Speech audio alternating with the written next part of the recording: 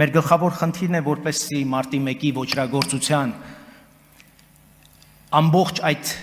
գործողությունը, այդ հանցագործությունը իրականացրած պետական բոլոր մարմինները, ազգային անվտանգության ծառայություն, ոստիկանություն, պաշտպանության նախարարություն, գլխավոր շտաբ, որոնց ըստ էության այդ գործողություններին, այո, մասնակցել եւ